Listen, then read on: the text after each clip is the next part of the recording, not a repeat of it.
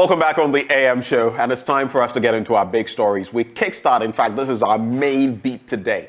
The State of the Nation Address 2023. It's always at that first session of Parliament and before its dissolution, and it's per Article 67 of the 1992 Constitution. Now, ordinarily, we would have had this mid-February. It was, forecast to be delivered at the end of February 2023. That is the 28th day of February. And then it was moved to yesterday, the 8th day of March. And Mr. President came and delivered, per his constitutional mandate, the State of the Nation Address. But what did you make of it? Did Mr. President deliver what you wanted to hear? Was it a true reflection of the state of our nation? The minority was saying, this is not the true reflection. We saw the minority leader at the tail end also go hard on that. But let's get into the issues as we host our guests this morning. We have, and I have seen him on Zoom, Dr. Kwame Asah-Asante. He's a political scientist at the University of Ghana. He also is director of the Center for European Studies. Doc, a very good morning to you, sir. Good you would have to unmute, sir. I can hear you now. Yeah, I can hear you now. Yeah, Ben, good to see you. And good morning to your viewers. Great. It's good to see your new background today with all the books and everything. A former lecturer of mine, Dr. Kwame Asah-Asante. And are you saying he's your former lecturer too? Actually, my lecturer. He's your lecturer now. So you have two students in the studio, Dr. Kwame Asah-Asante. Murtala Mohammed, member of parliament for Tamale Central, is also in the studio. So you better be on your best behavior because our lecturer is... the two honorables. I salute you. Yeah, we also have Professor Charles Aka, economist at the Institute for Statistical, Social and Economic Research. He'll be joining the conversation shortly. But Murtala Mohammed, like I've mentioned, member of parliament for Tamale Central. And we also have Eve Hansen Norte, member of parliament, Tema Central. So Tamale Central, Tema Central. This morning, it's going to get interesting. All the Central people are here. It's the morning of Centrals. The morning of Centrals. The morning of Centrals. Before we get into the SONA, I always do this when I have members of parliament here. I'd like to find out, how your constituencies are faring and all of that. Let's not spend too much time on that because that's not our focus. But people listen and sometimes they send in messages, oh, tell my MP this, tell my MP that. So I'll start with you. What has Tema Central been like, especially in the economic framework? What have you been up to? What are some of the problems in your constituency that you can highlight for us this morning? Well, I would say a very good morning to your viewers and your listeners as well. And Tema Central has been fine. We've had our own challenges, most especially youth unemployment. It's been very difficult. The difficulties of the last 2 years and maybe the last 3 years has had its own toll on our industries, most especially. Getting to the tail end of last year when we had currency fluctuations, it actually affected a lot of my business community, especially the manufacturing sector. And that's crucial because Tema is an industrial hub. My steel manufacturers lost a lot of money. A lot of people lost a lot of capital. And but they understand the global nature of the problem and the ripple effects that we are having here. With regards to my constituents, I'm serving them to the best of my ability. We recently launched our constituency app called MP Connect, which I developed for my constituents. So all the things that I normally would have done on a Monday morning, listening to them in a community schedule, can be accessed through the app. And I'll use your medium to still encourage them to download the app. Last weekend, we had a very good download rate. And I'm hoping that they would access the office of the MP through the app so that it makes it easy for me to serve them better. So, did you create this app? Yes, I created this app. Okay, you created this app to serve as an interface between you and your constituents? My constituents, yes. Wow. It's called MP Connect. You can download it on Play Store. Insofar as you're a constituent of Tema Central, a registered voter of Tema Central, you can register on the app, have access. When you say registered voter, does that mean you have for example, list of all the voters in your constituency? Yes, you can access that through the EC. So your No, I'm just saying that you have that list, and that's what you've used to form the app. The base. Right. So, for example, you can have access to the app, but you can have access to all the features of the app. But if you are a registered voter in Tema Central, you can have access to all the features in the app, including, for example, if you want to request for the a part of the MP's common fund or a scholarship or whatever. Okay. So all those things can be done through the app. And my people are, the feedback is positive, but it still needs some tweaking and turning because it's a new project. We launched in November. Now that we're actually rolling it out, we did the pilot between November and now. It's now that we are rolling it out to the public. About how many hits do you get in a day? And I think it's a brilliant, concept. Why? Because I see a lot of MPs, you have to meet a lot of people are trying to reach you, and we want this, we want that, as you guys now, or you people have created for yourselves. But I think it will be a very good way of cutting down on the human element and also getting... The human interaction will always be there. I'm not saying it won't be there, but the app will also give you some leeway. A lot of people find it difficult to actually approach the MP's office. They think that it is for maybe the party people only. So this one gives them the opportunity for. But I'll get you the numbers on the tick, because on the 6th of March, we did a boost. We sent out text messages with a link to our constituents so that they could download it. So we're still working on that. I'm sure by the end of this week we'll have. I can get some details for you on that one. Okay. Thank you. Thank you so much for sharing with us what you've been up to. Yes, sir. Well, let's go back to your constituency. Good morning. Good morning to my brother. Brother, and good morning to my lecturer and the professor who will be joining us. And good morning to our viewing public. And most importantly, the good people of Tamale Central. If you permit me, I would love to use the opportunity to thank the Northern Excellence Award.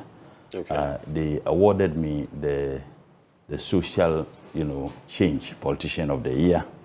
Unfortunately, I couldn't attend in person to take the award. And the Northern Excellent Award is an award scheme that was, instituted several years ago to identify Northerners for the 5 northern regions who have contributed towards changing the conditions of the people at any point in time. They have been doing this for years. So I got a call that I have been identified as someone who has contributed significantly as a politician in changing the conditions of our constituency. Thanks so much. Congratulations.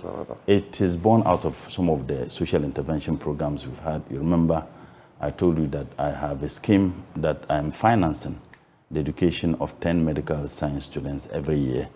That is not exclusive of the school fees I pay for those who do other courses, because I've realized that a lot of doctors who are sent to certain deprived communities in northern Ghana are unwilling to go because of the conditions. So I felt that if we have our own, that we can finance the education of people to read medicine, they will be obliged to accept postings in those areas. Right. We had 10 students last year. This year, another 10 students. So I paid the fees of the 10 students last year, paid their second year fees, and paid the fees for another 10 years. So we have 20 medical science students now for Tamale Central alone. That's a big deal. And I salute all of you doing that, because education is paramount. And the education minister himself does that in his constituency. Our projection is that within the next 4 years, we should have not less than 50 medical science students from Tamale Central alone. The interesting thing about by next year. By the next 4 years. 4 years. The interesting thing is that some of them are doing, this herbal medicine. At least 2 of those students are doing herbal medicine at KNUST. Last year, there was one doing herbal medicine, and this year, another person doing herbal medicine. And for me, that is very encouraging. Some are doing pharmacy. That is what we are looking at. When I came to Tamale Central, I'm a development planner by profession. I realized that the average pass for the BEC in Tamale Metro was nothing to write home about. In fact, it was about 32.3%. This was the information I got from the Metro Education Director. I started with them. We had free extra classes, provide the students with mathematical sets. And TNT, there are some students you can provide with mathematical sets. They won't have even TNT.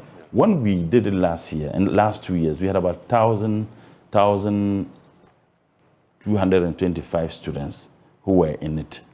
And when the results came, the BEC, it rose from the 32.3% to 50.9%. Last year, we had about 1,975 students. And the information I'm getting from Metro Education Directorate is that it has increased beyond the 50.9. For me, there is a direct correlation between what we are doing and the results we are getting. Right. I have dug about 25 mechanized boreholes. It's shocking. Tamale Metro, that we don't have water.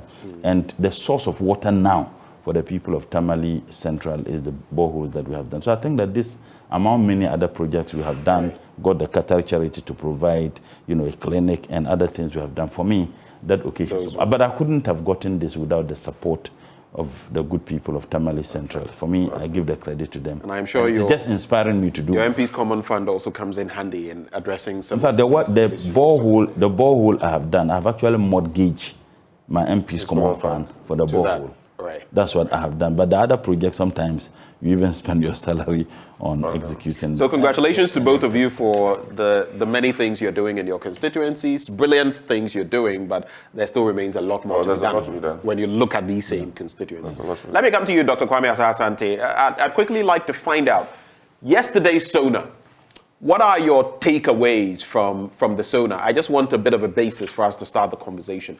What did you make of it? What were the highs and the lows, the pluses and the minuses? That's a good one. That's a good one. Because I listened with rapt attention what that transpired, and I put down a few things. But to kickstart the conversation, I'll touch on a few so that it will serve as a catalyst for the conversation as we roll on. If you look at the president's speech, it touched on the issue of women and the fact that they have contributed significantly towards human rights, development of this country and all over the world. And President did not lose sight of that fight. And then he expressed it because yesterday was Women's Day. All right. He touched on the economy, how far we have come in terms of where we are in February 2020, and then where we are now.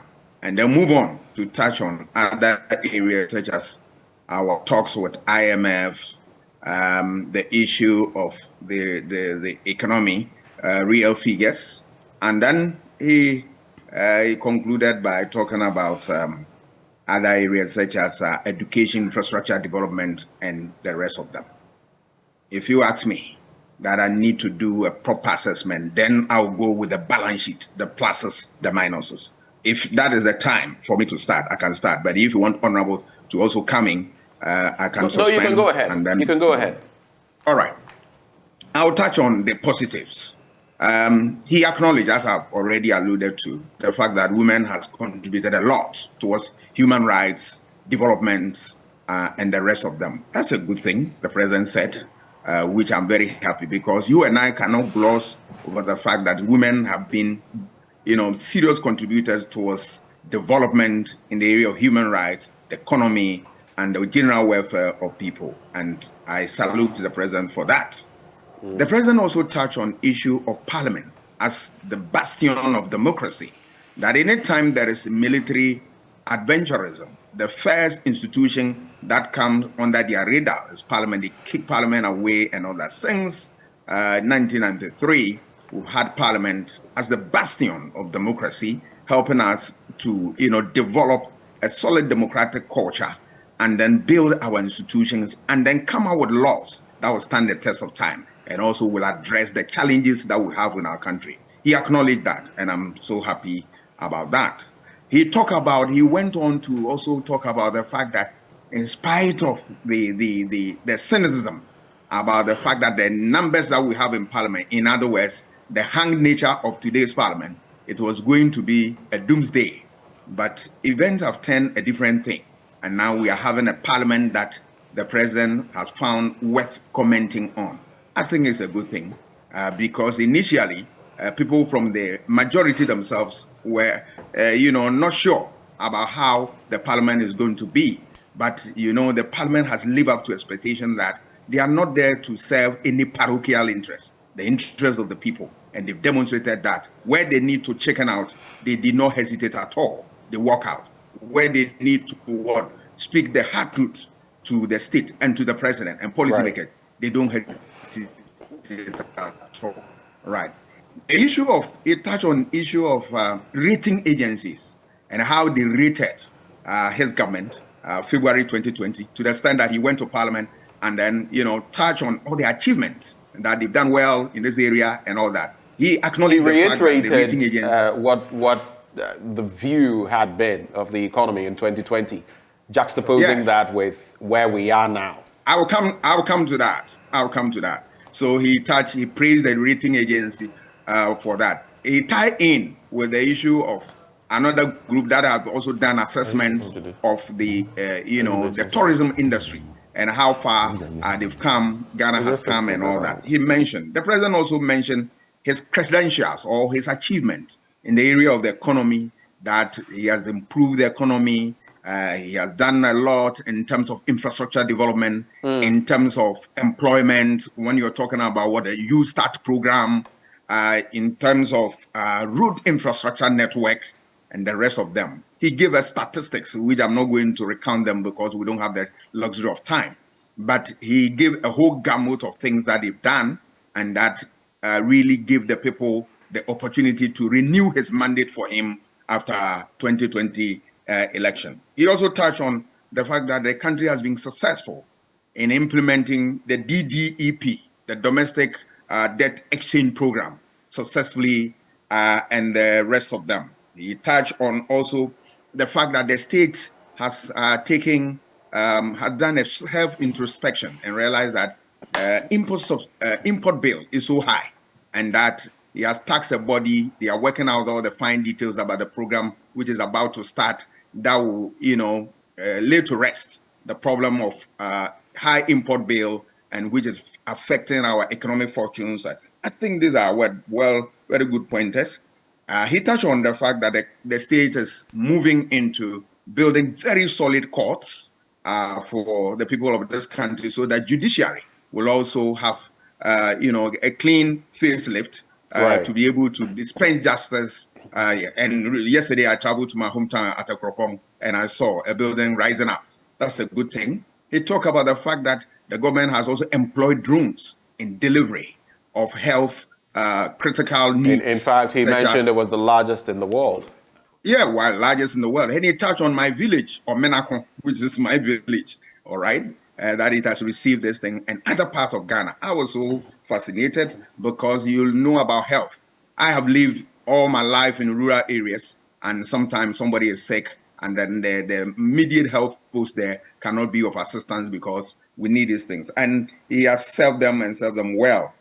Issue of educational infrastructure that you talk about, that we have seen a lot of development in terms of buildings, facility, and whatnot. He also talked about the digitization, all right, which I commend the government, because we have seen immense digitization program.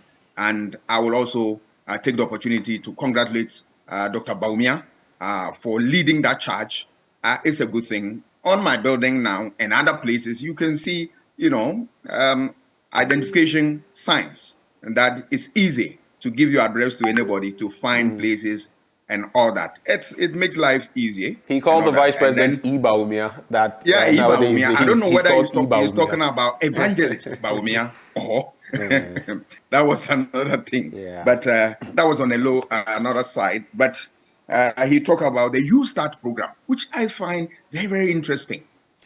So, Doc, pardon the interruption. You seem to be highlighting, yes, some of what he said, but I would like you to focus more on the highs and lows so that we can spread out the conversation. Yes, I am going to the lows. I'm going to the lows. Having said this, but I'll touch on the You Start, which is a good one, that young people just start something. The state is ready to support you. We want people to create their own jobs. Let the private sector takes its own initiative and move on. For me, that was a call to that, direction, which I think is good. Having said that, what are the low points that I took from this? I was surprised, but I also reasoned that I shouldn't be surprised that this, ugly spectacle we saw in Ashaman never featured in the president's State of Nation address. I was so surprised. Right. And I was hurt. You see me, especially as he is commander-in-chief of the Ghana Armed Forces. And that is why I am in a red shirt today. Democracy has dipped by one point, because people, including he himself, have really fought for democracy in this country. So for something of this magnitude to happen, and the president will just close his eye to it, I find it very, very unfortunate. And I think we deserve something better. This should have occupied the attention of Mr. President. Look at the inhuman treatment meted out to people who have done nothing wrong. All right. Let me also sit here and now that the killing of the military, officer, I don't support it one bit. No human being should die in the hands of any human being. All right. It should be a natural cause, a cause born out of illness and all that. So why do you kill a soldier? All right. Why do you kill even a human being? You don't have that mandate. And I condemn that. Those who did that, the state must look for the opportunity and get them and let them face the music. But I condemn the military and that they went there in that fashion, treating us like animals. Imagine you went to visit your friend, a family, Ben, and then you were caught in this. What would have happened?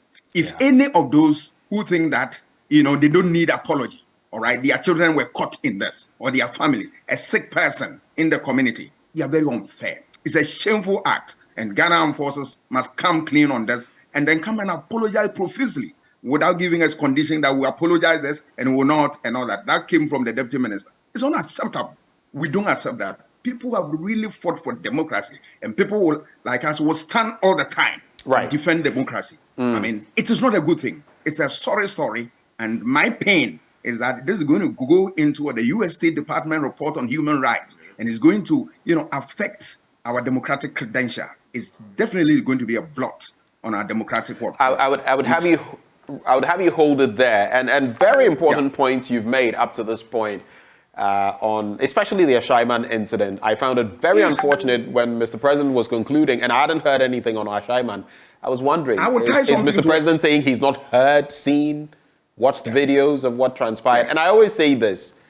I shared yesterday, my thoughts on our group page as an entity, and I said that, look, sometimes we let certain things slide, but if you've seen military interventions or interference, which I have seen, not once, and you don't stem the tide of some of these things, maybe someday, it's like the saying, when they came for the Jews, we said nothing because we weren't Jews. Yet, when they came for us, then we started, shouting. So it's quite a situation that we have to deal with. But let me bring in Professor Charles But before Aka, you do, who is... Ben, let me tie something in before you bring my colleague in. Right. I mean, I'm not surprised, because I did say that I'm not surprised, because when the 8 people were killed in the last election, and then the president was pronounced as the winner of that election, the president shy away in his speech that accepted that position and all that. He shy away and never commented on that. And he's becoming consistent. And I'm not happy that I have a president and who has stood all his life, worked as a human rights supporter. And we are seeing aberrations of this nature, and Mr. President will not talk about. I think that, Mr. President, this one, no. Doc, I hear you have to move on to other matters. You may have a lecture. So I'll just let you proceed then, because I wasn't privy to this. I'll let you now proceed with whatever else you have to say. There were issues, for example, on the economy. He says his administration is not to blame, and that they inherited debt and all of that from previous administrations. The vaccines, I remember seeing Menta Kando, Kwabena Menta Kando, hoisting that A4 sheet on shortage of vaccines. And I think one of the clerks of parliament came in, because I think there's been some agreement, the MPs can clarify. I think at a point you decided there wouldn't be the use of placards, something like that. I saw a clerk, I think, come to him and tell him to... Was it a gentleman's agreement? What the agreement was that the usual heckling and others be stopped. Unfortunately, the NPP betrayed. But I remember when the member of parliament for Ayawaso West was. That's what I'm saying. And then I don't want to repeat what was on the The understanding was that the heckling was not. If you observed, the usual heckling, the president didn't experience it. Sadly, now you heckled him. I'm saying that sadly, no, the usual heckling. Where the so this one guy was good. Yes, where the president virtually would be prevented from speaking, But yesterday, when the majority leader was speaking, moving the motion, we listened to him. Okay. But when it got to the minority leader, they became rowdy. And it was a betrayal of an agreement or an understanding. I saw a member of parliament. I just don't know his, but there was drumming. Some of it. I was in the gallery, so I saw him. We listened to there were some of your members trying to stop him, and he kept on, He was also beaten. No, I never beat that. You did. No. We can save that for later. Just hold for me. So, Dr. Kwame Asah-Asante, the economy and what Mr. President said, the shortage of vaccines, and what he said. He did say that it was very worrying for him. Then, one thing that really got me interested, my interest peaked, his reaction to the freedom of speech and diplomats, and saying that it's so much of an issue in Ghana. I mean, it's so free to speak that even diplomats, so to speak, are poking their noses. Those were not his words, but literally are poking their noses where they do not belong. Immediately, I heard the minority side shouting John Benjamin. Because you remember, campaign leader. He was vociferous on social media and in interviews criticizing the former administration. I know some party people on social media went after him, but I did not see any mention of that from an office as high as the president's. What are your reflections on some of these before we take leave of you? I found it as very worrying. Why am I saying that? Because this is the same president whose government was appealing to diplomatic corps to help the government to deal with the debt servicing with what China and the German ambassador. All right, you have impressed upon them that they should help you, so that they speak to the powers that be, so that they forgive you of your debt or help you to restructure. And then the person also comes out that, yes, right, you need to also fix something, and that this is it.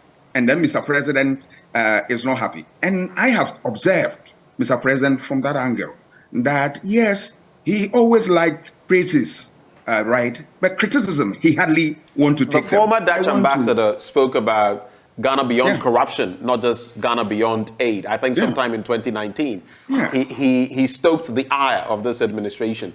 There was the recent one from the German ambassador. There was another one, I think, either from whether the Danish ambassador or something. But it appears whenever that comes up, there is a pushback. Is that good for us in the diplomatic space? It is not. It is not. Because, look, when you need help, you want to get to them. But you don't want them to what? Have a say in the way you run affairs. Now, the very affairs that you have not run well, for which reason you are going to them for remedy, for solution, you are not prepared for them to also comment on. Then why do you go to them in the first place? I think that approach is wrong. It doesn't help anybody. And then, it doesn't make us what? Trustworthy within the eyes of people within the global system who are the movers and shakers of the system. I think that my advice to Mr. President is that he should reflect on these things, and that always he is not going to get all the praises all the time. Criticisms will come, but he must get the courage to be able to accept them in good faith. That is governance. Governance is not all rosy all the time. There are difficulties, but when the difficulties come, you need to take them in your strides and move on. Because I have seen this, and I'll tie this into rating agencies, where Mr. President said that the rating agency, gave positive remarks about his government in February 2020, and he went to Parliament and he mentioned all those things there. Right. Right. The same rating agencies downgraded Ghana, and you remember Mr. President was very unhappy. You remember when he complained within one of the Africa's program that he attended that it's gradually becoming one too many, that they are downgrading Ghana and the rest of it, right? When the praises come, you accept. In the same vein, I expect Mr. President to be bold and take them in strides, the negative. That is not good enough, and that is my point on that issue of COVID and how COVID money was used. But I'll touch on the COVID first. That Mr. President. So maybe we can wrap on those 2 points when you're done. Yeah, we'll wrap. Right. Mr. President and his government always want to explain how we have arrived here in terms of economic problems. They have attributed it to COVID and the Russian-Ukraine crisis. There's no doubt that this played a role. But there are other things I expected Mr. President to say that have also contributed to where we are. The Auditor General report is replete with examples of waste in the system. All right. Ghana Integrity Initiative has told us that we lose $3 billion every day. every year. And if you look at that, and we're going for IMF, facility of 3 billion. If we manage corruption very well, we wouldn't need that facility. If you look at the Auditor General report, the financial, problems that we have in that report, if you plug all those things, I'm sure we are not going to look for any resources from anywhere. It means that there's a waste, and Mr. President should accept that. There is also the size of government, which is always affecting. I have said, and I'll continue to say, that you don't need a big size of government to be able to deliver. Otherwise, China will use about 100 million people to govern because of their size. That's not true. You can make do with 19, and I've said it. With the Constitution said that the constitutional mandate, cabinet ministers. Yeah, they can have 19, and the Constitution also says that you have regional ministers 16. Tight, make it 19, 16 for regional ministers. 3 or add to 8 to make it 19 for cabinet, so that you can run the government with 19. It satisfies that constitutional requirement for the cabinet, and at the same time for regional ministers. You can run 19. So why 83 or 82? It's a waste. Mr. President should be able to accept this, because you can't always be going to IMF for facility. A day will come that they would deny you, and that is where Professor Jimabwedi's statement, which he wrote about election, the cost of doing nothing. When we don't do something for ourselves, a time will come that our mother, the IMF, that will rise to anytime we are in difficult. When they fail us, we'll be in crisis. I will end up with my last issue. You talk about infrastructure development. He had done all over the country, and that we should praise. Yeah, I want to praise Mr. President for that, but we want to also ask the question, that issue of COVID funds, all right? You remember NDC made consistent call that they should come and explain in Parliament. It took them a whole hell of time for them to come and offer explanation. And when they did come, finally, and I saw Mr. President address as if like it's an attack on the Auditor General's report. And I found it very unfortunate because the Auditor General report captures all the fine details about the happening. One of the aspects of the Auditor General report, which I challenge the Auditor General. In fact, this time, the Auditor General's report didn't even capture all the fine details, because per what we know, even what was delivered by the Finance Ministry in terms of COVID-19 spending, not all those areas were covered by the Auditor General's report, including donations from countries like South Korea, Germany, and others. Why are they hiding those things from us? Auditor General, I challenge him because he said in the report that there were some chiefs who were giving some money for COVID campaign, and he didn't name them. I wanted the Auditor General, and I am calling on him to name them, because the money was given to them. They should be able to account for the stewardship of their office. It is not too hard to demand that. We want to know, because we have seen in the report where people out of administrative mishaps, 1 or 2 slips and all that, their names are captured firmly in Auditor General report. Why was the Auditor General shying away from the chiefs that he mentioned that they took the money? For what? My last bit, he talked about import substitution. In effect, he didn't say that, but he talked about import bill, that we import so much. When did we know this? People have said it time and again. And Mr. President, the good news is that he himself is an economist, all right? Remember, he did economics as first degree. So he has a superior knowledge of this issue more than I do, that we don't need to import things, all the things we need from outside. Otherwise, there is no way that we can sustain our economy. And that the drive is towards making sure that we produce what we have here. And that was what Kwame Nkrumah's aim was. So we are celebrating independence, with all the pomp and pageantry. And today, what Osagyefo and his people left for this country that we should follow as a blueprint. We have shined away from this. I think that Mr. President can take this thing in its stride and then work at it. And then my last bit is the issue of good governance. Ghana has signed on to the principle of good governance, all right? And good governance requires that you need to be accountable for the stewardship of your office. So when we demand, it is not something too much for any government, all right? 2, we need stakeholder participation. And sometimes you realize that some of this difficulty we are in because the government refused to allow stakeholders to participate in the process of their own country. Why am I saying that? Look at the back and forth about, issue of, e-levy, the rest of them, other things. Look at the debt exchange, all right?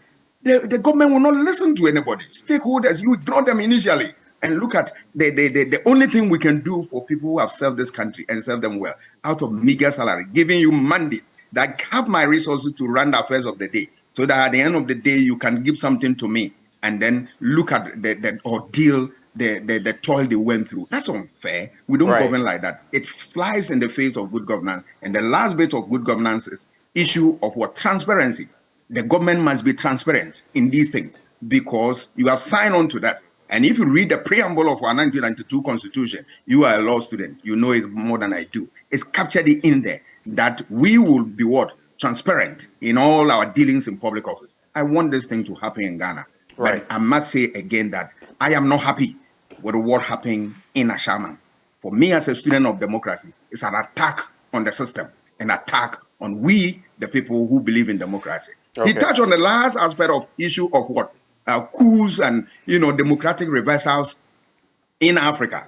I support him on that call that we don't need that, but we don't need military adventurism in this regard. The brazen manner in which they carry out those things against human rights. Democracy cannot survive without human rights held in high esteem, which Mr. President has spent all his time to fight for human rights. Why has he abandoned the people of Ashaman? Why has he abandoned them? No.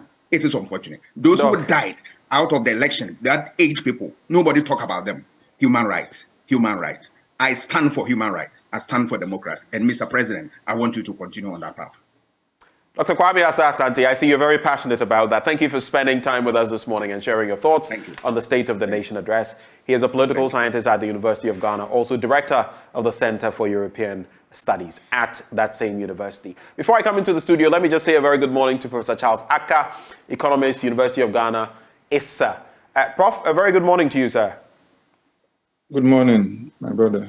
It's really good to have you. With your permission, let me just get the take of the parliamentarians in the studio, and I'll come to you shortly, sir. That's okay. Thank you. Thank you so much for your time. Let me come to the studio. So just to rehash some of what Mr. President said. Mr. Speaker, this government has constructed more roads than any other government in the Fourth Republic. And I saw Dr. Omane Boama taking him on. In fact, he asked, did President Akufo-Addo really say they had constructed more NCA-licensed fiber optic cables than any other government in the Fourth Republic? He also spoke about the bit about roads. But some other comments of the president. Things may be dire today. Nonetheless, we must count our blessings. Our petrol stations have fuel, and we have been spared long winding queues to fill our vehicles. Our markets and shops are, by the grace of God, well stocked, and we have not been faced with the prospect of the rationing of basic necessities such as fruits and vegetables. I read someone's comment on the back of that who was asking, how about they are stocked in the shops, but can people afford them? We have continued to provide free SHS, free TVET, and paid teacher and nursing training allowances. That's interesting because just today in the news review, a nurse sent me a message saying that they were not getting their allowances. I think they had just recently been placed. He also talks about climate change and variability. On Galamsey, he says, we continue the fight against Galamsey with the support of the security agencies in the short term. However, we are determined to promote responsible small-scale mining through community mining schemes. For you, Eve, highs and lows of the president's delivery and the most important things in our national life. I mean, Galamsey, vaccine shortages, the economy, and he didn't talk about Ashaiman, so I don't know what. But what is your reflection on yesterday? I mean, if you didn't belong to any party, how would you have appreciated this as a layperson? Well, firstly, from the president's perspective, as a leader of a group of people, he did his best to be as candid as possible with the people of Ghana, because as honest as possible with the people of Ghana. You need to necessarily let the people know where we have come from, where we are going. You cannot come and give a State of the Nation's address based on what, where you think we should be going only. You need to be able to have a holistic perspective and do a comparative analysis of where we've come from, where we are today, where we are going. And I think yesterday he did his best to let us understand that, because prior to 2020, he gave some statistics on how best he had managed the economy of Ghana. And I mean, to the best of our, I mean, from the statistics he gave, those are some of the best things that have happened in the last 20 to 30 years. Well, not necessarily. I said that is from the statistics that. But even then, just to chip in, people will tell you that on the back of the last IMF program in 2016 and some of the benefits, some of the groundwork that had been done, the foundation, so to speak, you were merely benefiting from it in the first 2-3 years of your tenure. That notwithstanding, he says that by 2020, February 2020, these were the statistics. So whether it was a foundation, it is what it is. It is what it is. That's the fact. Right. So basically, whether he was riding on the back of somebody's hard work or whatever it is, these were the facts. And yes, between 2016 and 2020, these were 2017 and 2020, the inflation came down. I mean, our economy was growing. We were doing relatively well compared to the past 4 years. So yes, that's where we had come from. Where we are today is a function of several factors. Most important, I mean, most prominent of them is this COVID that hit all of us, and the Russia-Ukraine war that we all admit is a global problem. COVID gave us 25.1 billion Ghana cedis. But you forget about the cost. You see, COVID, when you want to analyze COVID, I always say COVID, it's given us way more than some IMF programs in the past. From the perspective of a war. We had no clue what COVID was. We didn't even know how we're going to deal with it. We were looking for all kinds of water to quench that fire. Any water, whether it was clean water, good water, bad water, we all quenching the fire because it had never happened in the history of the world before. And even the scientists that were giving us remedies were also experimenting. So we went through a whole phase of almost a year, 6 months to a year, of dealing with something that we never knew about. However, you know, with the benefit of time and the benefit of history, today, obviously, there are things that we take for granted. Nobody, like you said yesterday, nobody is looking for the cost of a Veronica bucket any longer. Because for now, Veronica buckets are not necessary. But 2 years ago, Veronica buckets were the most sought after items in the world. We're all looking for them. We're all looking for hand sanitizers, nose masks. We sent our security services out there. We're even subsidizing, giving tax breaks to our nurses, giving them free transport. All these things were done because we were in a period of war, something that we had no handle over. With the benefit of hindsight, today we can say that yes, maybe we spent too much resources on A, we spent too much resources on B. That's why for me, I don't have any qualms with the Auditor General coming out to spell out exactly what had taken place in terms of managing our funds. Beyond that, what lessons are we learning from the Auditor General's report? That's number one. Number two, if it should happen again in the future, how do we manage that that crisis? So that is the mistake, the lessons that we learn from these mistakes that would help us build into the future. That's number one. Beyond that, the president spoke extensively about the way forward. He's talking about us trying to mitigate our import dependency on other economies. For example, for food, he spoke about that.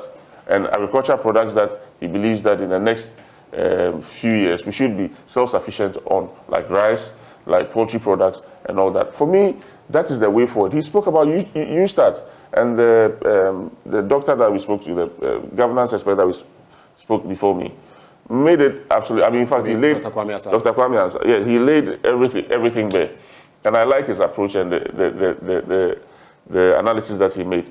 But beyond that, we as Ghanaians, or we as the populace, must also put our shoulder to the wheel. And the president stated it emphatically that look, there are dark clouds. Yes, we all believe there are dark clouds, but the dark clouds will dissipate. The dark clouds will pass by. But they will not just dissipate, you know. It is the hard work. We have to do a lot to make them dissipate. That hard work must be done by all of us.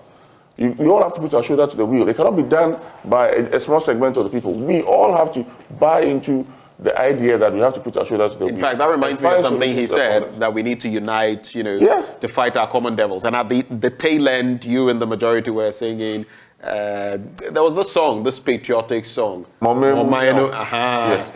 Because really and truly, And they replied with, Obilayo, Obilayo. See, for that one is the semantics. That's how we play in No, we don't play. Oh, please, my friend. No, but the reality is that if we all don't put our shoulder to the wheel, right. Look, and this entity of us called Ghana crashes, we will all suffer the consequences. So, for me, let's look at it from a bipartisan approach, dispassionately. Let's go delve into the issues and find solutions. If he says that we should wean ourselves from let's importing rice, let's put our shoulder to the wheel and let's go out there and get that done. Finally, I just want you to look at the president's rebuke of diplomats, so to speak. Do you think that was necessary? Where? I was looking, because of where I was sitting. Yeah. I was sitting right next to the diplomats. The media, space was to the right of where the diplomats were. So immediately he started saying that. I turned and looked at them, and a lot of them had very curious gazes on their faces. And I was thinking along the lines of, we are often, let's face it, we are not a power. Yeah, sure. We are not, even when it comes to soft power, like football and all of that, sometimes we are not able to wield it Small states play small. properly, okay? Monkeys play by sizes. These are, some of them are gorillas and chimpanzees, and we are, the look on their faces did not show a lot of pleasure. Let me just put it that way. Was it necessary to go there? Especially at this time, when you are literally begging people to help. There are some basic diplomatic rules that we all don't expect diplomats from other countries to infringe upon. For example, that you poke your nose into the affairs of somebody's domestic affairs. But we know that some of the big states in the world would always poke their nose into their affairs. In fact, they manage or micromanage the world as we find it today. And therefore, sometimes it's necessary to just remind them that, maybe you are going too far, or maybe you are stretching your arms too far. Did you feel the same way when John Benjamin was ranting about the former administration? Did you feel the same way? I sincerely felt the same way, but obviously it was playing to your advantage. Exactly. So you I see. You manage as it is, but that's the reality of the world. So for me, maybe it's just a good call to get them to understand that, look, don't stretch too far into the affairs, our domestic affairs. Let me come to Murtala on this beat. Echo, I am scandalized. In fact, Ben, I am scandalized. To be very honest, that I thought it was just ordinary Ghanaians who were hoodwinked into believing the pact of lies that the president peddled in the August House of Parliament. I am surprised that my lecturer, my professor, himself seems to be agreeing with some of the lies the president... In terms of what? I would detail them if you just give me a minute. The State of the Nation's address is in the 1992 Constitution, Article 67, that the president is enjoined to tell the people of this country the state of this country at the beginning of every parliamentary session and at the end of the session. And the reason why the State of the Nation's address is important, or the reasons why the president must address the people of this country, is to help the citizens plan in terms of their finances, plan in terms of their security, and plan in terms of everything. So you must tell them the true state of the country, regardless how bitter that state is. I heard my brother say that the president was being candid. Perhaps, maybe because I attended a Saito school, there is a different meaning of what constitutes a candid statement. The president was outrightly lying to the people of this country. And I'll give you one example. I'll tell you. The president says that, don't blame me, I came and met debts. Isn't this a lie? That's a fact. Hold on. You came and met a debt of 120 billion from independence. President Mahama came and met a debt of a little over 80 billion. And by the time, hold please, we can talk about, I listen to you. Please go ahead. President Mahama came and met a debt of a little over 80 billion. And by the time President Mahama left office, he left a debt of a little over 120 billion. So about 40 billion. 40 billion. You took it now, we are getting to 600 billion. And you have the audacity without any shame to look into our faces and tell us that the problem I have is because I came and met debt. You have borrowed close to 500 billion. About 480 billion. I'm saying that almost 500 billion.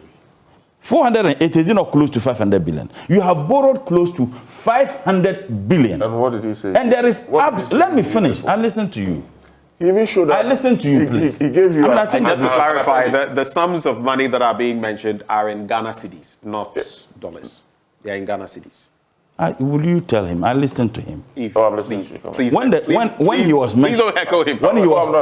So friendly advice. Murtala he can retaliate. When he was mentioning the figures, you didn't interject to say that he's talking about cities. Go ahead. What is the interest in wanting to let people know? Have I said it's dollars? There's a point that when was he made mentioned for the our figures, viewership. When he mentioned the figures, you didn't interject to say that he's referring to cities. Just go ahead.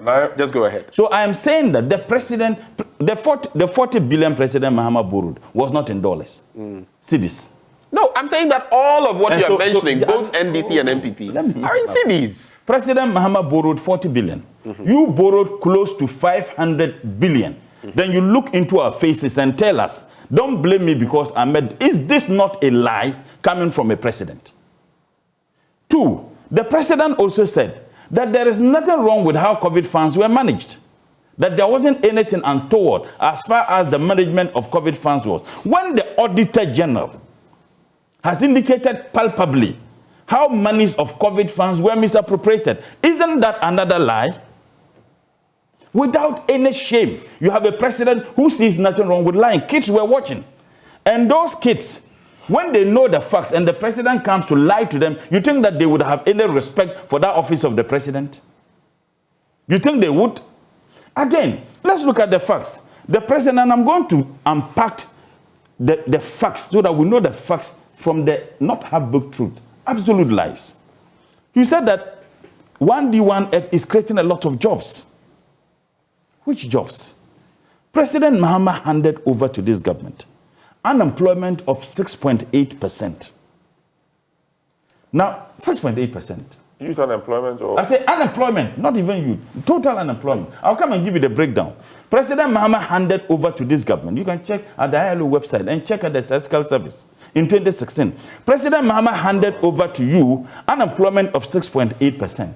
You have taken it to 17.4%. Go and read the census report by the Statistical Service. Unemployment was 17.4%. See, that is an effect of the Doomso. Can I finish? It's true. Please go ahead. Go ahead. Did we have Doomso in? We had Doomso from 2012 to 2016, and the effect of all those companies that collapsed is what you are saying. What a hypocrisy. Why? When you told him about the IMF went in for, yes, and the fact that IMF... Can I finish? I mean, don't do this. I am listening to you. No. Please go ahead. No, I expect you to be telling him. I expect you to be telling him. I listen to him. Let him make his point. Is it deliberate? He didn't interfere when you were making. I expect you to be telling him. He didn't interfere. I'm not interfering. What is this?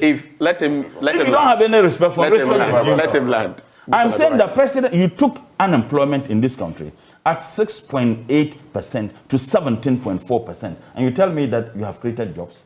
1D1F is supposed to grow the economy.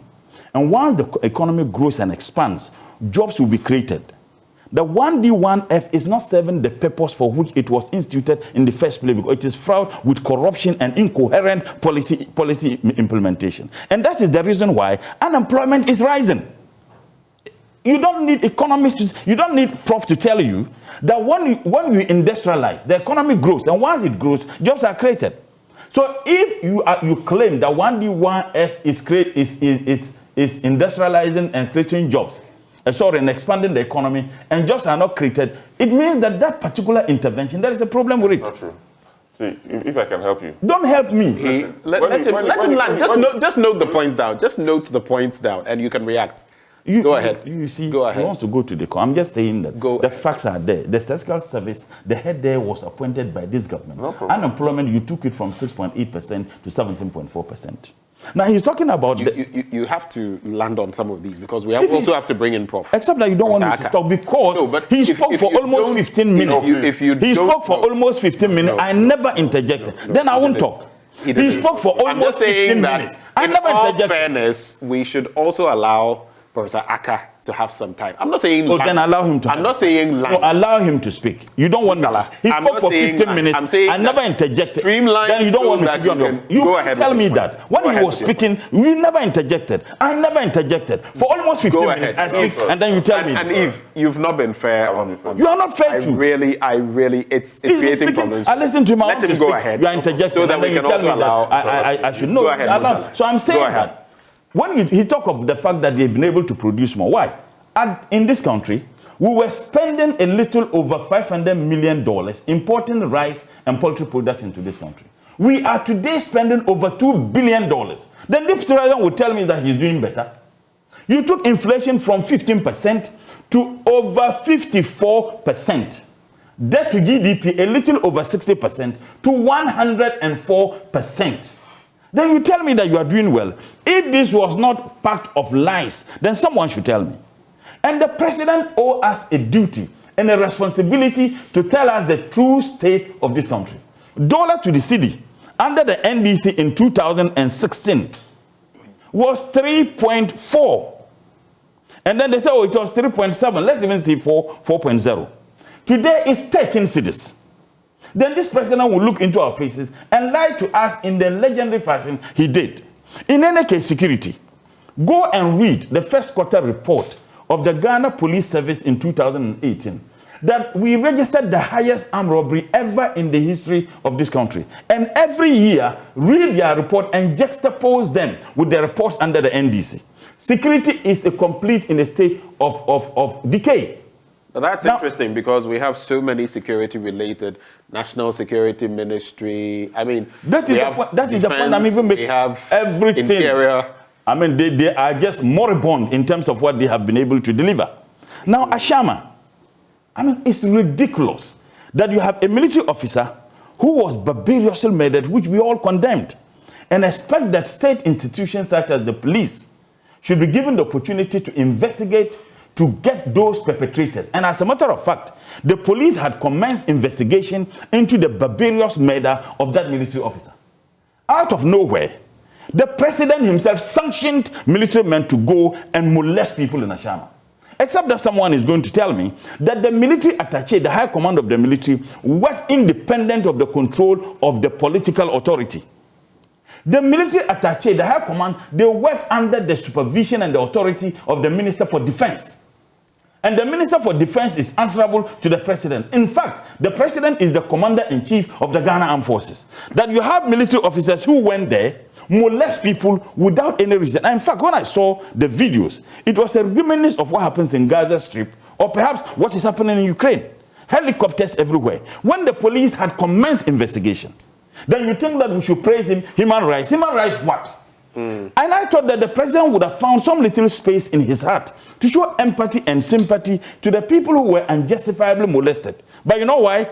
There aren't any spaces left again in the heart of the president for sympathy and empathy. If there were spaces left, when unarmed citizens who went to participate in an elections by the constitution, those people were barbarously murdered.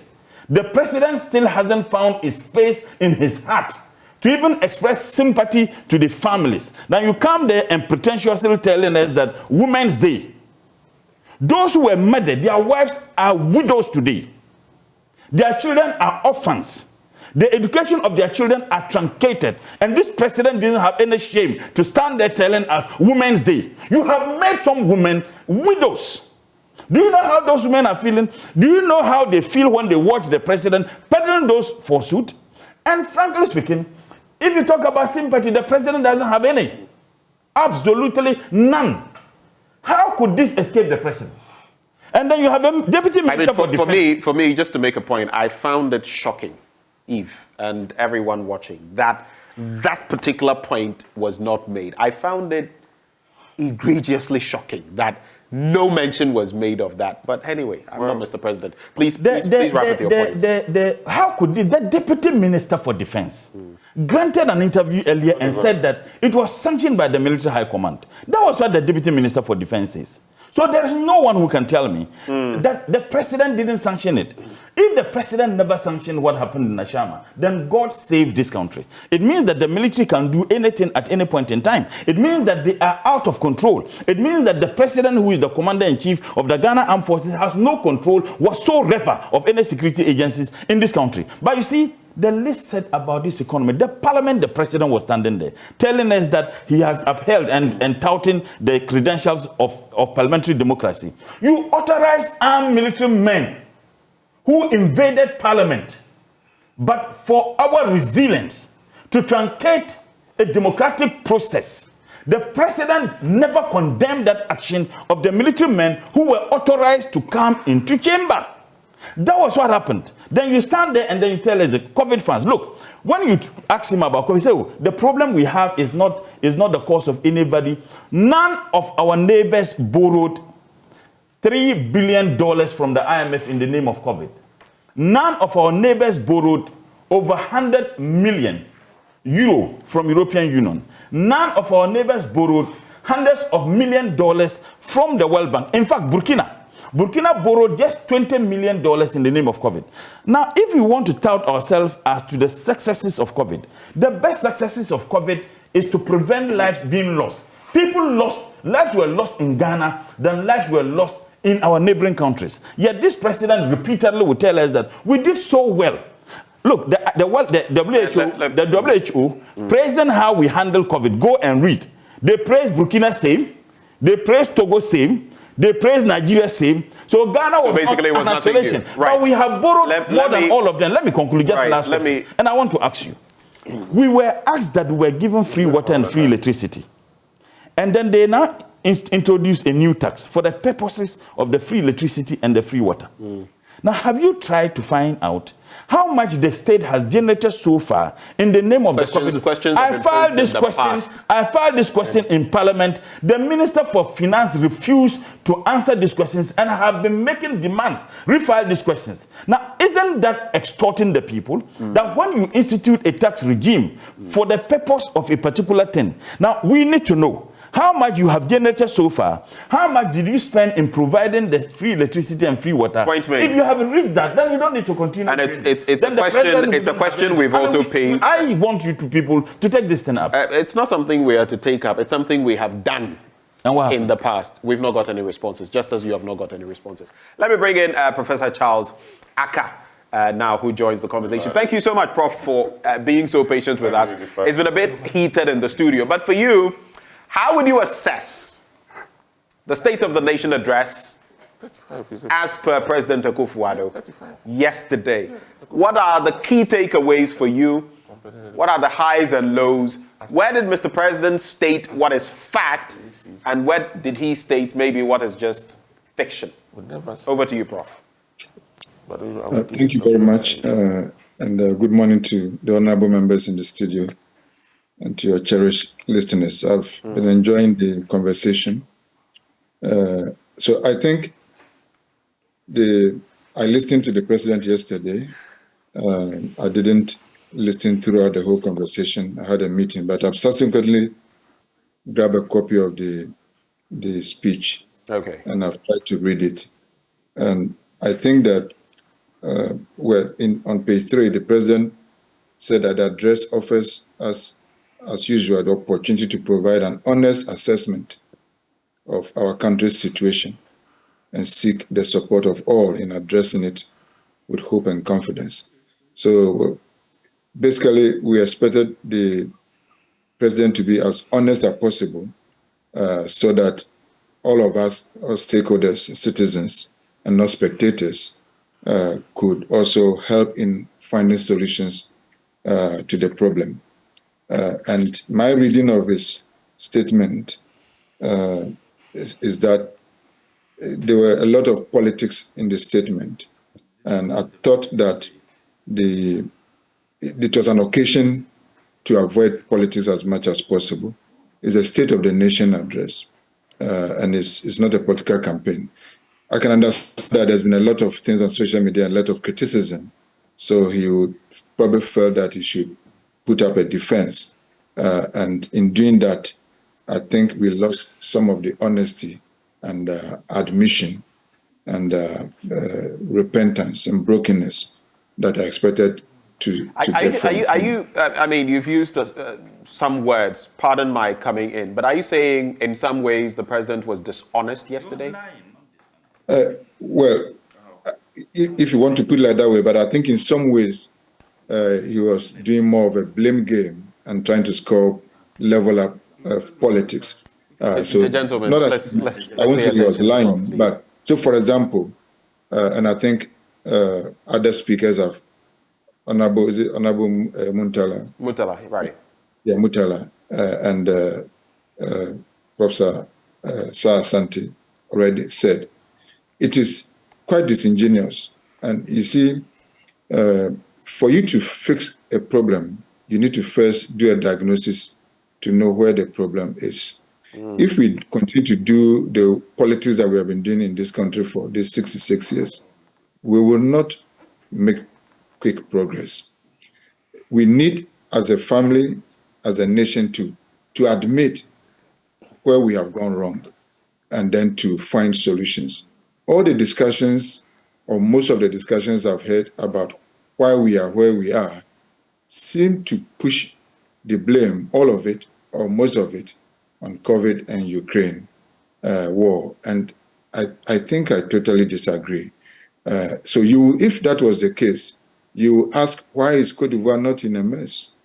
Why is Togo? Why is Burkina? These are countries that we are richer than them and that we have more resources than them. And we have more human capital, more intelligent people in this country from all spheres of callings and qualifications. So why are we in this mess?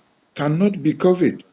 Even though it would have contributed to expose the weakness in our fundamentals, it cannot be Ukraine.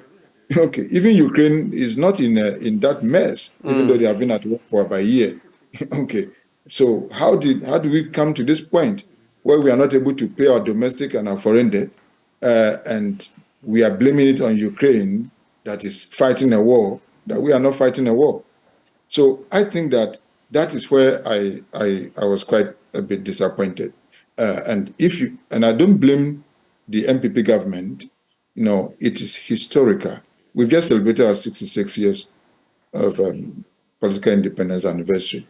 And if you look at over the last 6 decades, we have built an economy that is not strong and resilient and sustainable. So sometimes we celebrate, and I think there's one philosopher that I wish to quote. He said the greatest danger for most of us is not that our aim is too high and we miss it, but that it is too low and we reach it. That's the danger, is that we set so low expectations, so low objectives, visions, and when we reach it, we celebrate, we think we have done well. Instead of being, setting a vision to become, a prosperous country, and then let's say we even miss that vision. We are not. And that's why we celebrate little things. Some of the things the president is talking about, roads here, roads there, here and there. This is good. But there's no government that doesn't build road. Okay. Despite all the roads we celebrate, this is a country that is 66 years of independence that cannot still boast of a single dual carriage way that links two capital cities. So from Accra to Tamale, to Kumasi, to Takoradi, to Cape Coast, to Ho, there's no way you can have a railway or a public metro system or an underground train, or to have even a dual carriage road that can let somebody live in Kumasi and come to work in Takoradi, in Accra, and can do that in 2 hours or so. The only thing the president has been able to add on, of course, which we need to congratulate, is the one that gets you Apedra or so. Okay, but before the traffic, after Apedra, you are back to terrible road again until you enter Kumasi. To go to Tamale, you spend almost the whole day. 66 years of independence. So no matter what you think you have added, we are still far away. So I think that if I should look at the report, I think what some of the things that the president highlighted were good. The president seems to be doing a lot. And actually, we need to tell the truth. that when the president took over the reins of this government in 2016, things were not that good. And I think that's why they are comparing where he took the economy from and where we were before COVID. And it is true, and it's a fact, that during the period of the NDC, we had some terrible crisis, and that resulted in the economy growing at a low rate of around 3.4%, which was the lowest in about 3 decades, and consecutively for about 5 years, because the doomsaw continued from about 2011 all the way to almost 2016, and we didn't find solutions immediately. So that affected the NDC government. At the time, the international price of crude had gone to almost about $100 per barrel. So that also made the energy situation quite difficult. So when they take over in 2016, and the first budget that Honorable Kenofurata presented, I was very happy about it. It was quite it focused on growth.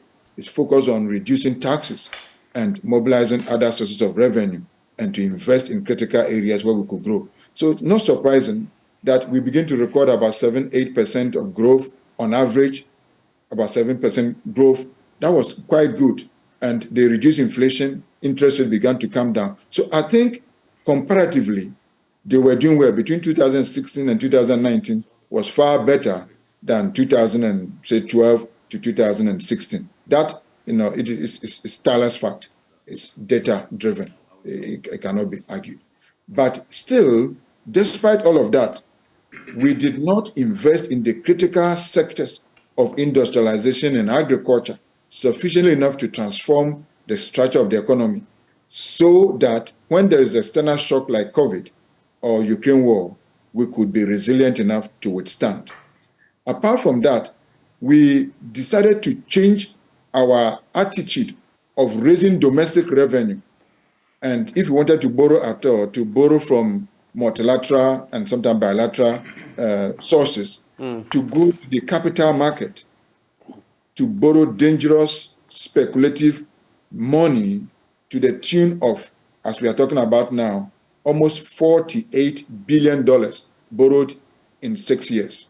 Okay, so that has to be admitted that we need people in the Ministry of Finance to explain what kind of thinking went into that, what kind of analysis, and how were they expecting to pay that loan? Right. It is not COVID that made us to go to the IMF.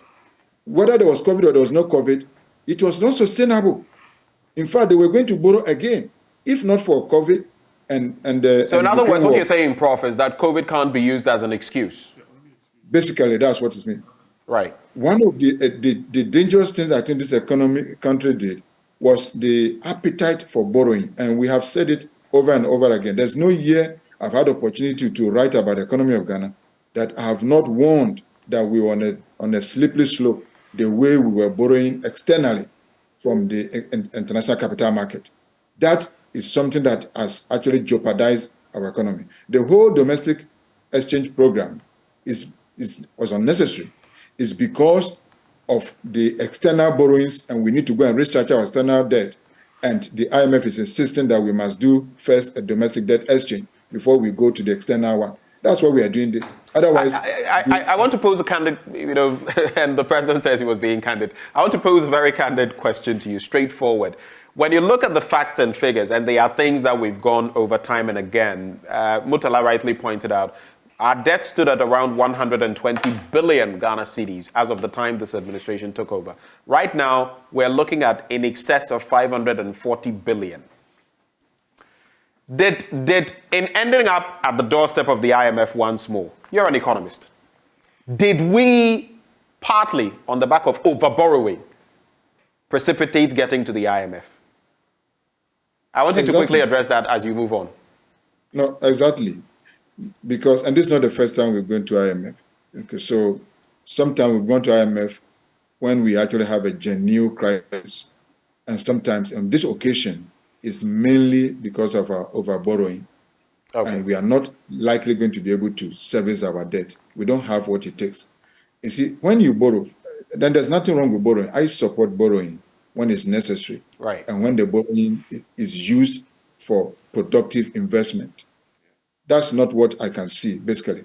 If a father goes to borrow and then comes to buy Rolls Royce and an iPhone and an iPad for all his 5 children and the wife, of course they will think he's a good father and they will congratulate him. And the president is saying that we should congratulate him for some of the things that they have done with the borrowing. But it's different if he borrowed to invest in a business or in, let's say, a long-term investment that will yield returns adequate enough to be able to service a loan. When you go to international market to borrow at such high exchange interest rate and also not in your own currency, you cannot use it for consumption. You cannot use it for things that will not be able to pay for the loan. And I think if you look at the borrowing, it has been high. Now we are talking about 480 billion Ghana cedis borrowed in 6 years. And I don't think that is it's about 80 billion cedis in a year. Okay, it works out to about $48 billion over the 6 years. We are going to the IMF for 3 billion. That's just about 6% of how much we borrowed in 6 years. So it's basically insignificant. We didn't need to go there. We don't need the IMF to have been dictating to us on how to build the economy if we were a bit more fiscally disciplined and prudent with our borrowing and our spending. Right. I think so, that Prof, is in the next 2 minutes or so, I would like you to wrap up with the rest of your thoughts for us so we can cap off from the studio. Yes. So I think that I'm happy that the president has noted that we will need to fix agriculture. And I think they rightly set up the agriculture industry, this one factory. I think it looks like it's a good idea. And we will need to address our import dependency to reduce our import bill. And for me, I think the details are still going to be checked, but that is something that I think we need to look at, how to industrialize and how to stop importing. Some of the things we import include toothpick.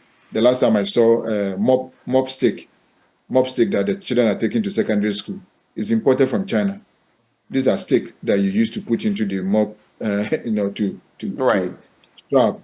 So these kind of things that we keep importing, we should have the capacity. So basically, the import substitution that the president touts must be brought to bear in real terms. Yes, but it has to be done properly, and we need to look at where is the financing going to come from. Is the government going to finance that, or are they going to borrow from the commercial banks at 40%, 30-something% interest rate? They are not going to be sustainable. We've done this before under Kwame Nkrumah, and we realized that even at Champon, they were not sustainable. So it's a comprehensive program that has to be looked at, and we need to talk about it. But I think finally, what I think was totally missing from the president's speech was about the fact that one of the critical cornerstones of building a sustainable economy is about the moral principles and moral values, core values that this nation is losing. And there was no mention about it. And that is sad indeed.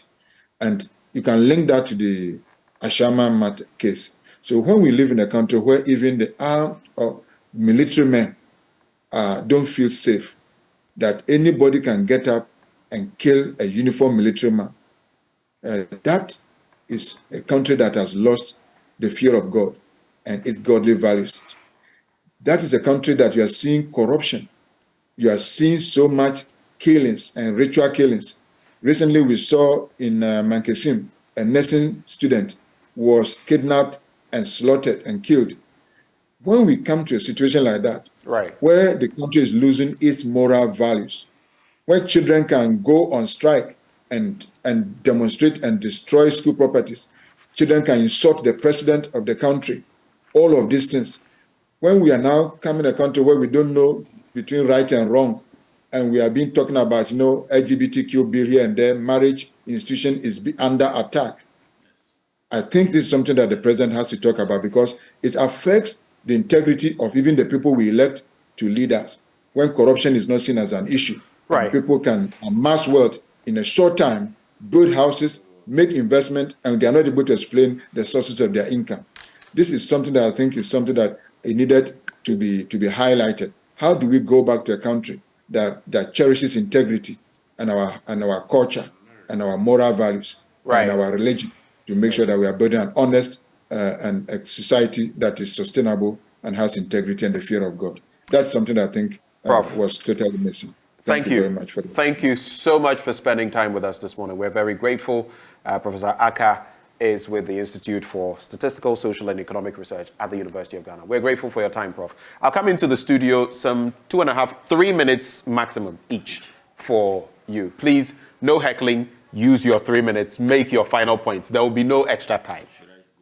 I'll start with, because you had spoken quite a bit before you also came in. Firstly, when my brother was speaking, he made some comments with regards to the unemployment rate. Yes, it is high. I'm assuming that all that he said was true. It is high, but it is an effect of something else. And obviously, the ripple effect is what you are seeing today.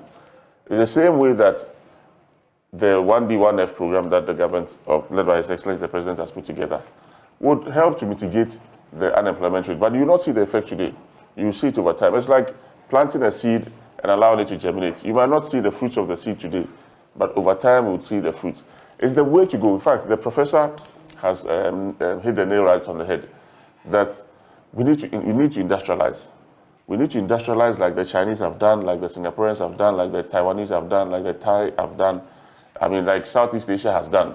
And that industrialization must come with a committed effort. It will not come on a silver platter, because we are competing with global giants. However, if you take the model that, for example, China used, it was not just import substitution. It was what you call window guidance, where the state actually guided businesses to grow. They built their own national champions and then now push their national champions into other economies. That is the model that you have to be looking at, similar to what South Korea and Co have done.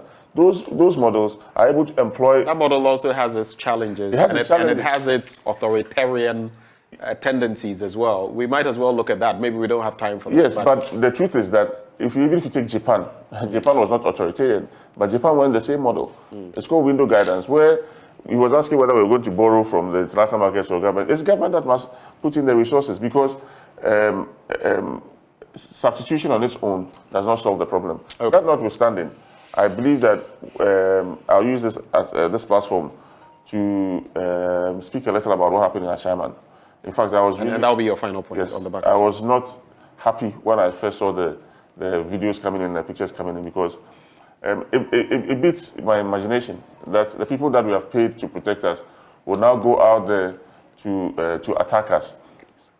Democracy is built on the rule of law, and Ghanaians must understand that that is how the state has been created. It's unfortunate that we lost a young soldier, but so many people, there are so many other murder cases that are still under investigation, and the police, over time, crimes don't take a day. Sometimes it takes a long period to find solutions to it. And I believe that we would need a sincere apology from our military in the shortest possible time, because it was uncalled for and was untold. Thank you very much. Butala, let's wrap it. It was the military. He is the commander-in-chief of the Ghana Armed Forces. The military certainly could not have done that at his blind side. If they did so, then some hairs. But you do know if officers under a certain command move out, you cannot expect that for every little thing that is done, the president would this is not a little thing. This is not a little thing. They were there for hours. Right. And he didn't see the need to talk about that. Final point. If they did that at his blind side, then someone ought to go. Either the Minister for Defense or some of the high echelon of the military ought to be dealt with. He won't do that. Two, I heard Prof say that yes, under the NDC we had global economic, crunch. We had, fuel prices going over $100 per barrel, and he mentioned all those things. And then he said that yet, what we experienced after 2017 was better than what we experienced from 2012 to 2016. No, it's not factual. It can't be factual. The purpose of every government is to improve the living conditions of people. And that's what I wanted to ask Prof. Now, what is the whole idea of governing people? To improve their living conditions, to ensure that there is security and stability. Even with all the problems that the NDC had, unemployment was 6.8. With all the problems NDC had, inflation was 15%. With all the problems NDC had, we were spending a little over $500 million importing rice and poultry products into this country. Today, we are spending over $2 billion. With all those problems NDC had, a gallon of petrol was cheaper than a liter of petrol today. With all the problems NDC had, there was semblance of stability in this country. We didn't experience the kinds of things we experienced in this. There was decency in governance that the president would admit and say that these are the things we are taking. With all the problems NDC had, I thought Prof and my brother was going to be concerned about the monies NDC borrowed and what we delivered. But that's exactly what Prof said. No, I'm saying that the monies we borrowed, we shouldn't go anywhere. Let's remain in Accra. Do you know the 40 billion included the loan we got for the purposes of the Pokwasi interchange? Right. Do you know the loan we got, the 40 billion included the Obichebilamti circle? Do you know the loan we got, the 40 billion, brought about the Terminal 3, brought about the circle interchange, brought about the Rich Hospital, brought about the Bank of Ghana Hospital, brought about the University of Ghana Medical Center. This is in Accra, brought about the Eastern Corridor. But let me conclude on this. The East Legon bypass, the total contract sum was a little over $5 million. These people recklessly abandoned the project. Now they are spending over $50 million to finish the same project. If this is not recklessness and thievery, show me which is. Now you have run the biggest government ever in the history of this country. The biggest. Meanwhile, you told the people of this country that you are not going to run a big government. You are not going to run family and friends government. When you knew President Mahama had just one family member who was serving in his government in the capacity of a deputy minister, you have appointed to the baby mamas appointed to serve in your government. Thank you, Murtala, for making those points. It's been. Do you know the COVID funds? If you check in the budget, do you know they spent $35 million developing a software? $35 million. Talking of the app, right? Okay. Have you ever seen it? $35 million, and the company is called Accent.